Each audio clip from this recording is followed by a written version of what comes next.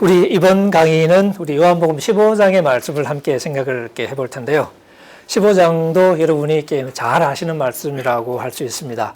예수님께서 자신을 포도나무로 이렇게 비유하시고 하나님을 농부로, 그리고 우리들을 그 포도나무에 붙어있는 가지로 비유하시는 말씀이죠. 사실 이건 이미지 자체가 워낙 아름다워서 우리가 여러 가지 맥락에서 자주 언급하죠. 주님과의 관계를 얘기할 때. 근데 그건 참 좋은데 사실 이 말씀도 우리가 본문을 조금 대충 읽어가는 우리의 습관을 좀 드러내주는 것이기도 하고요. 그러다 보니까 맥락 속에서 진짜 하시고 싶은 메시지를 우리가 놓친 채로 그냥 막연하게 주님 안에 거한다는 생각에만 만족하는 그런 경향이 있는 그런 말씀입니다. 처음에 예수님이 이제 말씀을 시작하실 때 예수님이 이제 그림을 그리죠. 나는 참 포도나무다. 그 다음에 그러면 아버지는 농부다. 일단 가지는 안 나와요. 처음에는 그냥 포도나무하고 농부하고만 나옵니다. 그리고 이제 그림을 시작하는데 제가 이제 이 대목에서 종종 질문을 드린 적은 그래요. 우리가 포도나무이신 주님에게 잘 붙어 있으면, 우리가 포도나무인 주님에게 붙어 있으면 열매를 맺어요? 안 맺어요? 우리가 가지로 주님께 붙어 있으면 열매를 맺나요? 안 맺나요? 라고 물으면 대답은? 맺습니까? 네, 그리고 2절을 읽어봅니다. 무릇 내게 붙어 있어 열매를 맺지 않는 가지마다. 열매를 맺으면 얘기할 필요 없죠. 당연히 맺는 건데. 근데 예수님이 굳이 15장을 왜 들고 나와야 되냐. 인생이 그렇게 간단하지 않다는 거죠. 붙어 있기는 있는데 어떻게? 열매가 안 나와. 그러니까 답답해지는. 그러니까 우리 목사님들이 필요한 거니까. 교인들이 잘하면 목사님 필요 없잖아요. 그죠? 그러니까 그것처럼 이게 지금 예수님이 이 그림을 들고 나오는 게 나는 참 포도나무다. 아버지는 농부다. 근데 농부가 왜 나와야 되죠? 포도나무가 혼자서 잘 자라고 열매 먹고 그러면 사실은 농부 손길 별로 필요 없잖아요. 근데 무릇 내게 붙어 있어서 열매를 맺지 않는 가지가 있는 거예요. 그러면 어떻게 해요? 그 가지마다 농부가 어떻게 할까요? 잘라야죠. 제거하는 거죠. 아버지께서 그것을 제거해 버리시고 무릇 열매 맺는 가지는 더 열매 잘 맺으라고 더 깨끗하게 다듬어 주겠죠? 그게 농부죠. 그래서 농부가 나온 거예요. 근데 우리는 이 본문 읽으면서 농부 얘기는 생각도 안 해요. 나무이신, 포도나무이신 주님과 가지 내 생각만 되게 하고 이 본문 생각하죠. 근데 예수님의 출발점은 농부하고 포도나무예요. 농부는 뭐 한다? 자른다. 뭐를? 열매 안 맺는 가지 잘라버린다. 그 얘기가 사실은 반복해서 자주 나옵니다. 열매 안 맺으면 어떻게 한다? 자른다 하는 거죠. 예를 들어서 이제 6절 같은 데도 가보시면 사람이 만일 내 안에 거하지 않으면 가지처럼 박해버려져? 마르죠. 사람들이 그걸 가져다가 잘 말랐네? 그리고 불쏘시개 하겠죠. 그 그림을 그리시는 거니까. 그래서 예수님의 말씀의 출발점은 뭐냐? 붙어 있는 게 아니고 붙어 있는데 열매가 안 나오는 이런 한편으로 따지면 말도 안 되는 상황. 거기서 말도 안 되지만 현실은 돼요. 그게 우리 현실이죠. 말도 안 돼 하지만 사실은 그런 일이 벌써 벌어지고 있어요. 그게 예수님의 말씀의 출발점입니다. 그렇다면 지금 예수님의 진짜 의도는 붙어 있는 것, 주님 안에 거하는 것, 그것만 가지고는 해결되지 않죠. 다른 얘기가 지금 들어가 있을 수밖에 없습니다. 그래서 그 얘기를 한번 찾아보죠. 3절에 보시면 너희는 내가 일러준 말로 이미 깨끗해졌으니, 깨끗해졌으니까 열매를 맺는다는 얘기인 것 같긴 한데 그죠? 그럼 어떻게 하냐? 4절 내 안에 거하라. 내 안에 머물러라. 나도 너희 안에 거하리라. 자, 여기서는 지금 이중적으로 나왔죠? 내 안에 머물러라. 그 다음에 나도 너희 안에 거하리라. 그러니까 지금 주님이 의도하신 지금 관계는 그냥 우리가 포도나무에 붙어 있는 그런 게 일방적인 관계가 아니라 우리가 주님 안에 거할 뿐만 아니라 주님도 우리 안에 거하시는 상호적인 관계를 좀 말씀하시는 것 같네요. 지금 그림을 머릿속에 차근차근 그려 나가는 겁니다. 이게 지금 우리만 붙어 있는 게 아니고 상호적인 거구나, 일단. 우리가 주님 안에, 주님이 우리 안에. 그리고 또 경고를 또 계속 하셔요. 가지가 포도나무에 붙어 있지 않으면 스스로 열매를 못 맺죠. 당연한 얘기죠. 너희도 내 안에 있지 않으면 그럴 거야. 뻔한 얘기입니다. 나는 포도나무고 니네들은 가지야. 그게 바로 그 얘기죠. 그가 내 안에. 그건 당연한 얘기죠. 그 다음에 뿐만 아니라 내가 그 안에 거하면 이게 자꾸 나옵니다. 그러니까 지금 이 포도나무와 가지의 관계가 우리가 주님 안에 거한다는 말로만 되는 게 아니라 주님이 우리 안에 거한다는 얘기가 함께 해야 돼요. 이게 지금 주님이 생각하는 진짜 관계예요. 너희가 내 안에, 내가 너 안에. 그러면 그 사람이 열매를 많이 맺는다. 그래서 지금 열매 맺는 살아있는 관계는 우리가 주님 안에 거할 뿐만 아니라 주님이 우리 안에 거하는 관계네요. 왜냐하면 주님을 떠나서는 우리가 아무것도 할 수 없으니까. 그리고 6절 사람이 안에 내 안에 거하지 않으면 가지처럼 박해버려서 마르고 그리고 사람들이 불살라버리고. 그러니까 한편으로는 내 안에 거한다는 얘기를 계속 강조하면서 거기에 뭐가 붙어 나오냐면 내가 너희 안에 하는 게 같이 붙어 나옵니다. 그래야 열매를 맺는다고 주님이 말씀을 하고 계십니다. 근데 그것도 조금 막연하죠. 우리가 주님 안에 거한다는 말도 하기는 참 좋아요. 우리가 다 주님 안에 있지 않습니까? 라고 하기는 좋은데 근데 그게 무슨 말이에요? 라고 물으면 우리끼리는 그런 말 많이 하죠. 우리가 주님 안에 있잖아요. 라고 말하면 그럼 예수 믿는 사람이 그 말 듣고 어디 안에 있다고요? 우리가 다 예수님 안에 있잖아요. 예수님이 무슨 통이에요? 무슨 뜻이에요? 라고 묻겠죠? 우리가 무슨 사람 안에 들어가지는 않잖아요. 근데 예수님 분명히 사람 같은데 그 안에 있다니까. 그러니까 이게 문자적인 의도는 이미 아니죠. 우리가 주님 안에 있다는 것은 물리적인 의미에서 문자적인, 공간적인 의미는 더 이상 아닙니다. 이게 뭔가 지금 비유적인 표현이 되는 거죠. 그러면 어떻게 구체적으로 그게 뭘 의도한 건지를 우리가 찾아내지 않으면 아무짝에도 쓸모없는 막연한 표현이 되는 거예요. 그런 질문을 우리가 사실 이렇게 할 수 있어야 맞습니다. 자, 그 다음에 이제 넘어갑니다. 예수님이 그걸 얘기를 하셔요. 7절. 너희가 내 안에 거하고. 거기까지 나왔죠? 근데 이게 새로운 정보가 더해집니다. 내 말이 너희 안에 거하면. 이게 앞에 나왔던 표현을 살짝 변주한 거예요.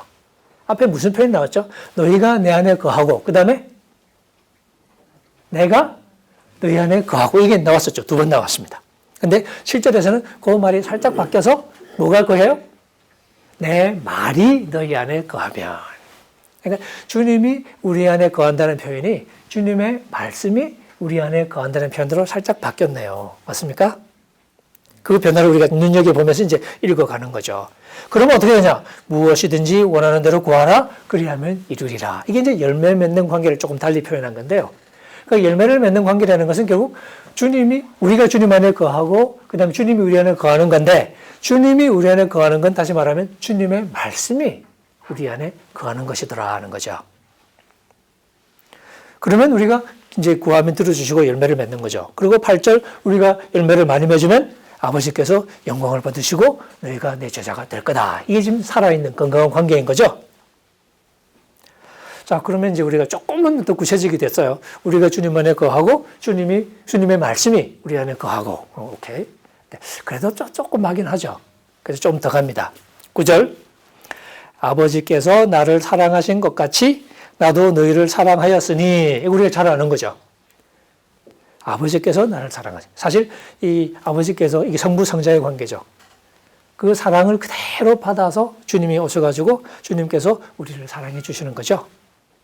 그러니까 어떻게? 나의 사랑 안에 거하라. 이 말 들으니까 또 앞에 거 연결되죠. 앞에는 우리가 주님 안에 거한다는 표현이 계속 나왔죠. 여기서는 주님 안에 거한다는 게 뭘로 살짝 바뀌었나요? 주님의 사랑 안에 거하는 걸로 나왔습니다. 아, 주님 안에 거한다는 게 주님의 사랑 안에 거한다는 얘기였구나. 또 조금 구체적이 됐죠. 자, 요 단계까지 오면 우리가 주님 안에 거한다는 얘기는 주님의 사랑 안에 거한다는 얘기였고, 그죠? 주님이 우리 안에 거한다는 얘기는 뭐였죠? 주님의 말씀이 우리 안에 거한다는 얘기였죠. 조금씩 구체화되고 있는 것 같아요. 그래도 여전히 막연하긴 하죠. 왜? 주님의 말씀이 거한다는 그 말씀이 뭔지 아직 확실하지 않으니까, 그죠? 주님의 사랑 안에 거한다는 것도 또 조금 또 막연할 수도 있겠죠. 자, 그 다음 또 계속 갑니다. 내가 아버지의 계명을 지켜서 그의 사랑 안에 거하는 것 같이 너희도 내 계명을 지키면 내 사랑 안에 거하리라. 아주 결정적인 말씀이 나왔습니다. 예수님이 아버지 사랑 안에 거하셨대요. 근데 그 방법이 내가 아버지의 계명을 지켜서 아버지의 사랑 안에 거했다. 마찬가지로 너희도 우리가 주님의 사랑 안에 거해야 된다 그랬잖아요. 그죠? 그럼 어떻게 하면? 내 계명을 지키면 내 사랑 안에 거할 것이다. 결국 한 걸음 더 나갔습니다. 주님의 사랑 안에 거한다는 것은 결국 우리가 주님의 계명을 지키는 것과 연결이 됐네요. 주님 안에 거한다, 주님의 사랑 안에 거한다, 주님의 사랑 안에 거한다는 건 주님의 계명을 지킨다까지 왔습니다. 그런데 사실 이 주님의 계명을 지키는 것과 주님을 사랑하는 것이 같다는 얘기는 우리가 지금 15장만 읽었는데 14장에 이미 주님이 여러 번 하신 얘기예요. 사실 앞으로 좀 넘어가 보면 4장 14장 15절 같은 경우에도 예수님께서 이렇게 얘기하셔요. 너희가 나를 사랑하면 내 계명을 지킬 것이다. 21절에도 나의 계명을 지키는 자라야 나를 사랑하는 자다. 나를 사랑하는 자는 내 아버지께 사랑을 받을 것이요 나도 그를 사랑하여 그에게 그를 나타내리라. 조금 더 내려가도 마찬가지 말씀이 나와요. 나를 사랑하면 내 말을 지킬 것이다. 23절. 아버지께서 그를 사랑하실 것이다. 그러면 우리가 그에게 가서 거처를 그와 함께 하리라. 이게 거하는 거죠. 거처를 서로 거하는 거니까. 결국 뭐냐? 계명을 지키는 것이었네요. 그 다음에 24절. 나를 사랑하지 않는 사람은 내 말을 지키지 않는다. 당연한 얘기죠. 결국 우리가 지금 이게 읽으면서 주님 안에 거한다. 이건 주님의 사랑 안에 거한다는 얘기고 주님의 사랑 안에 거한다는 얘기는 결국은 주님의 계명을 지킨다는 말로 풀어지는 것을 볼 수 있습니다. 이거는 주님께서 몸소 실천하셨던 거죠. 예수님이 아버지의 사랑 안에 거하기 위해서 아버지의 계명을 지켜서 그랬거든요. 그걸 이제 우리에게 그대로 하라는 거니까. 너네들도 똑같이 해. 내 사랑 안에 어떻게? 내 계명 지켜서 내 사랑 안에 머물러라 하는 이야기죠. 그럼 여기까지 왔습니다. 많이 왔네요. 그럼 마지막 질문. 뭘까요? 지키고 싶어요. 근데 그 계명은? 이게 마지막 질문이죠. 그렇게 물으면 또 답은 또 금방 나옵니다. 이 본문 속에서도 예수님이 답을 주셔요. 12절로 가보면 바로 이제 그 답이 나오죠. 내 계명은 곧 내가 너희를 사랑한 것 같이 너희도 서로 사랑하라 하는 이것이니라. 그런데 이것도 여러분 여기서 처음 얘기하신 게 아닌 거 우리가 잘 알죠. 이미 여러분 아마 이렇게 잘 알고 계실 텐데 예수님 유명한 말씀 하셨죠. 13장에 제자들 발 씻고 나서 예수님이 하신 말씀이 있죠. 새 계명을 너희에게 주노니 너희가 서로 사랑하라. 어떻게 해요? 내가 너희를 사랑한 것 같이. 지금 발 막 씻고 나서 하신 얘기예요. 내가 너희를 사랑한 것 같이 너희도 서로 사랑하라. 그리고 한 말씀 더 하시죠. 만일 너희가 서로 사랑하면 이로써 사람들이 너희가 내 제자인 줄을 알게 될 것이다. 사람들이 우리가 예수님 제자인 줄 어떻게 알아요? 사랑하는 거 보면. 이게 그러니까 서로 사랑하는 것이 우리가 주님의 제자라는 가장 결정적인 표지가 되는 겁니다. 그래서 옛날에 그 기독교 변증가 중에 그 유명한 그 프란시스 셰퍼라는 분이 있었어요. 그분이 사실 이 본문 가지고 교회의 표지라는 책을 쓴 적이 있습니다. 결국은 교회의 공동체가 서로 사랑하는 것은 그냥 분위기 좋으면 좋으니까 사랑하는 게 좋잖아. 그게 아니고 교회의 가장 중요한 배지예요. 그러니까 교회가 싸운다. 그럼 끝장난 겁니다. 예수님 여기서 새 계명 서로 사랑하라. 그럼 우리 다시 15절로 넘어와서 12절에 분명히 또 다시 한번 내 계명은 곧 내가 너희를 사랑한 것 같이 너희도 서로 사랑하라 하는 이것이니라. 자, 여기까지 읽으면 주님의 말씀이 사실은 좀 뻔해졌죠. 내 안에 거해야 된다. 내 안에 거라는 얘기는 내 사랑 안에 거라는 겁니다. 근데 주님의 사랑 안에 거는 것은 뭐였냐면 주님의 계명을 지키는 것이었어요. 거꾸로 주님이 우리 안에 거하는 것은 주님의 말씀이 우리 안에 거한다는 거라고 번역이 됐었죠. 그 주님의 말씀이 뭐였어요? 내 계명은 곧 너희가 서로 사랑하라 하는 거죠. 그 말씀이 우리 속에 거하는 거래요. 그럼 그 말이 그 말이네. 예, 맞습니다. 결국은 우리가 주님 안에 거한다는 얘기하고 주님이 우리 안에 거한다는 얘기가 사실은 똑같은 얘기였던 거예요. 그게 뭐냐? 서로 사랑하라는 그 말씀 속에 결국은 같은 이야기를 하신 거였다는 이야기죠. 그런 의미에서 관계가 성립이 될 때 우리가 열매를 맺게 될 것이라는 거죠. 결국 예수님이 이 말씀 속에서 하시고 싶은 얘기를 한마디로 줄이면 뭡니까? 예. 그게 17절 최종적인 결론이죠. 내가 이 얘기 왜 하게? 17절. 내가 이것을 너에게 명함은 목적이 뭐죠? 너희로 서로 사랑하게 하려 함이노라. 이 얘기가 하고 싶었어요. 그러니까 이건 13장에 이미 했던 얘기잖아요. 14장에도 했던 얘기잖아요. 여기서 또 해요. 결국 무슨 얘기냐? 지금 요한복음 13장부터는 여러분 뭐 잘 아시겠지만 12장까지는 예수님이 이 유대인들하고 막 지지고 볶고 하죠. 그게 이제 복음서의 큰 이제 절반인데 13장부터는 분위기가 확 바뀌죠. 이제는 세상은 없습니다. 예수님과 제자만. 그리고 이제는 예수님이 죽음을 예감하고 하셔요.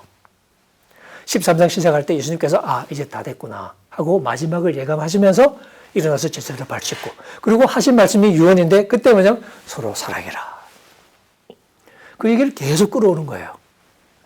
사랑하는 것이 결국은 나의 참 제자가 되는 길이고 사랑하는 것이 나와의 관계를 유지하는 것이다. 그리고 그 얘기를 여기서도 반복합니다. 그럼 사랑해야 서로가 하나가 될 거 아니에요. 이 하나가 되는 것, 이 그리스도인의 연합이 하나님의 일을 이루어가는데 굉장히 중요합니다. 그게 17장에 예수님의 기도에 보면 나와요. 뭐 자세하게 들어갈 수는 없지만 아버지와 내가 하나인 것처럼 저들도 하나가 되게 해주십시오 하는 그 기도가 그 제자의 사명을 이루는데 굉장히 중요한 겁니다. 그 하나됨을 통해서 사실은 세상에게 아버지가 누구이신지를 알려주는 거예요. 하나되는 사랑을 통해서 우리가 세상에게 우리 하나님 이런 분이야 하고 알려주는 거니까.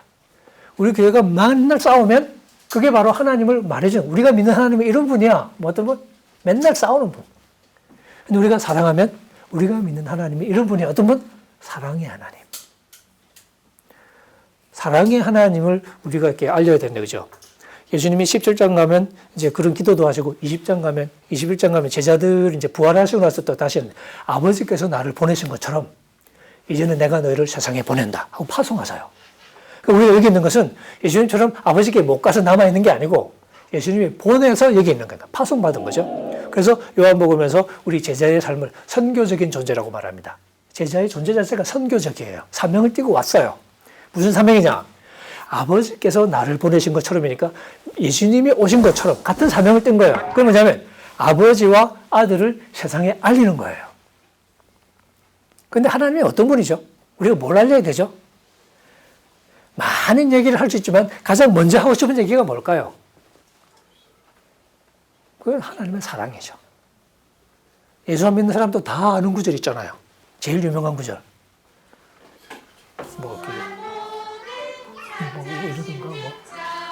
뭐 이런 거 있잖아요. 왜? 하나님이 세상을 이처럼 사랑하사 독생자를 주셨으니. 메시아가 왜 오셨어요? 아들을 왜 보내셨어요? 하나님이 세상을 이처럼 사랑해서 독생자를 보내신 거예요. 예수님이 그 말씀을 받아서 아버지께서 나를 보내신 것처럼 이제 나도 너를 세상에 보낸다. 그럼 우리가 뭐 해야 되죠? 이 사랑을 알려야 되잖아요. 예수님은 아버지의 사랑을 알리러 왔죠? 그래서 어땠어요? 어떻게 사랑을 알릴 수 있습니까? 제가 이렇게 사랑을 알리기 위해서 목사님을 맨날 패가면서 얼마나 내가 사랑하는지 아냐 하고 맨날 팬다고 쳐보세요. 그럼 사랑을 배울까요? 아니겠죠? 사랑을 알리는 방법은 사랑을 실제로 전해주는 것밖에 없죠. 그래서 예수님이 사랑하시는 겁니다. 13장 시작할 때 앞부분에 보면 예수께서 때가 이른 줄 아시고 아버지께로 왔다가 아버지께로 돌아갈 때가 이른 줄 아시고 자기 사람들을 사랑하시되 끝까지 사랑하시니라. 그렇게 시작해요. 그 사랑을 우리에게 몸소 보여준 거죠. 마지막 유언 삼아 예수님이 발을 찢어주셨어요. 이게 사랑이다. 그리고 내가 너를 사랑한 것 같이 서로 사랑해라. 우리는 그러면 이제 어떻게 하냐? 이 사랑을 세상에 보여주는 거죠. 어떻게? 일단 우리가 서로 사랑함으로써 이 세상이 서로 찢어지고 갈라지는 세상과는 전혀 다른 삶의 패턴을 보여주는 거예요. 이게 사는 거예요. 사랑하는 거예요. 하나님이 그런 분이에요. 라고 세상에게 말해주는 거죠. 저 사람들은 안 싸우네? 나 같으면 이렇게 난리가 났겠구만. 이런 걸 보면서 뭐야? 저 사람도 하나님이 있는데는데. 그러면서 하나님에 대한 생각을 조금씩 할 여지가 생기겠죠. 그게 바로 선교의 환경을 조성하는 거죠. 그런 환경 속에서 우리가 무슨 말하면 우리 말 듣지. 맨날 싸우면서는 무슨 얘기도 안 믿어요. 그러시겠죠? 예수님이 바로 이 사명을 우리에게 주셨습니다. 아버지를 알려야 된다. 사랑의 하나님을. 어떻게? 서로 사랑해라. 그리고 그렇게 되면 너희들을 통해서 또 많은 사람들이 하나님을 알게 되겠죠. 15장의 이 말씀은 우리 제자의 사명에 관한 굉장히 중요한 말씀입니다. 오늘 우리 현실과 비추어 볼 때는 가장 뼈아픈 말씀이기도 합니다. 이 말씀에 비추어 봤을 때 오늘 우리 한국교회 점수는 빵점입니다. 이건 장난이 아닙니다. 우리는 교회가 아니란 얘기예요. 적어도 이 사명에 비추어 봤을 때 교회의 본질이 서로 사랑하고 서로 사랑을 통해서 아버지의 사랑을 세상에 드러내는 것이라고 생각했을 때 우리는 교회가 아닙니다. 너무너무 가슴 아픈 일이죠. 어떻게 되냐?